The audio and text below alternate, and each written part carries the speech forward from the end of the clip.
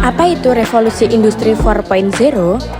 Revolusi industri 4.0 adalah transformasi besar-besaran dalam dunia industri melalui integrasi teknologi digital, fisik, dan biologis. Ditandai dengan otomatisasi, konektivitas internet, dan kecerdasan buatan, era ini mengubah cara hidup dan bekerja manusia. Fokus utamanya yaitu digitalisasi dan konektivitas antar sistem melalui Internet of Things atau IoT, Big Data, AI, dan robotik.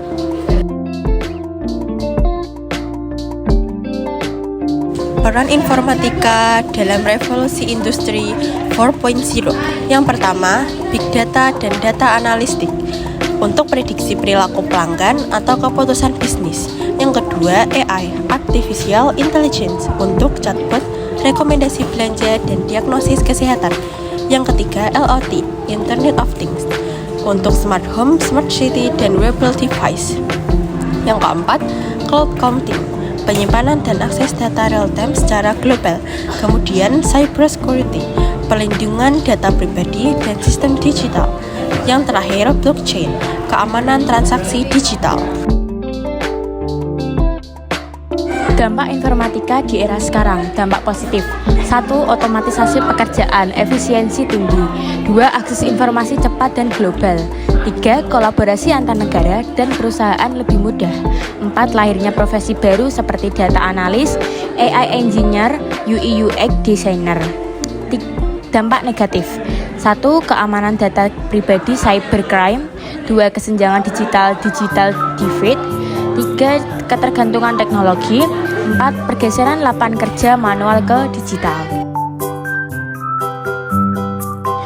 Manfaat revolusi industri 4.0. 1. Kemudahan akses informasi. 2. Terciptanya otomatisasi rumah atau smart home. 3. Transportasi lebih mudah. 4. Belanja online cepat dan praktis. 5. Kesehatan lebih terpantau. 6. Pembelajaran lebih menarik dan fleksibel. 7. Pekerjaan lebih efisien. Nah, sekarang kita akan membahas mengenai manfaat revolusi industri di berbagai bidang. Yang pertama yaitu manfaat revolusi industri di bidang pendidikan.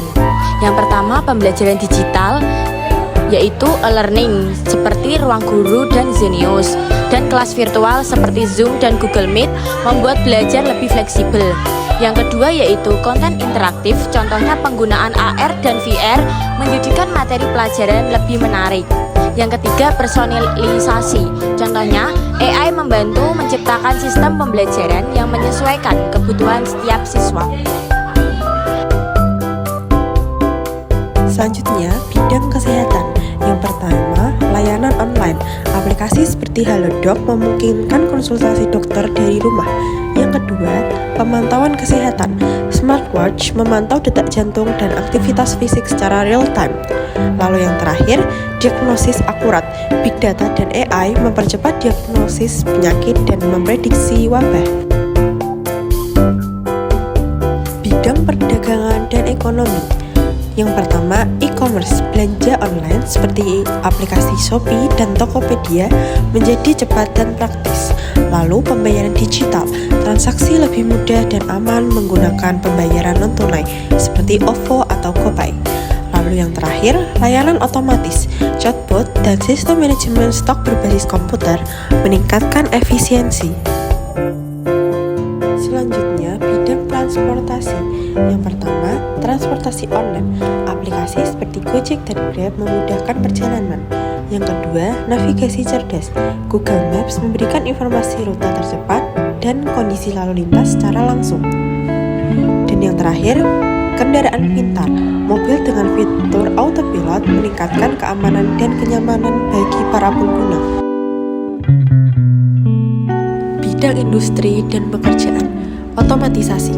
Robot menggantikan pekerjaan berulang untuk meningkatkan efisiensi.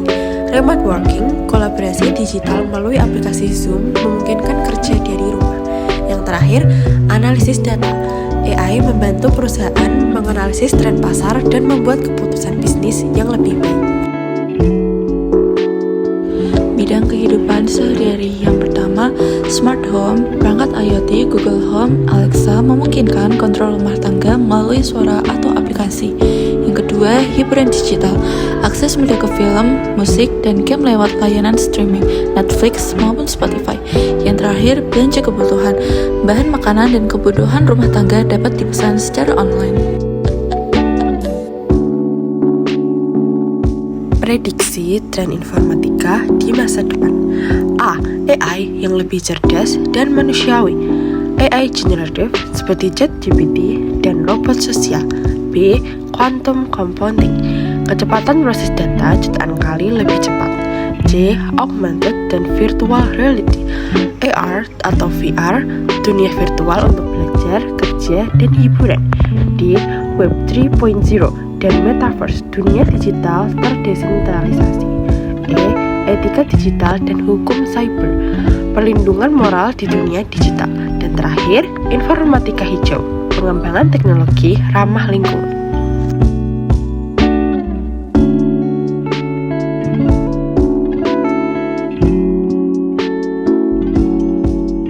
Lalu, apa yang harus kita siapkan sebagai pelajar atau generasi muda? Yang pertama, tingkatkan literasi digital. Kedua, pelajari dasar-dasar pemrograman dan logika komputer. Ikuti tren teknologi seperti AI, data, dan keamanan digital. Yang terakhir, kembangkan kemampuan adaptif, kreatif, dan berpikir kritis.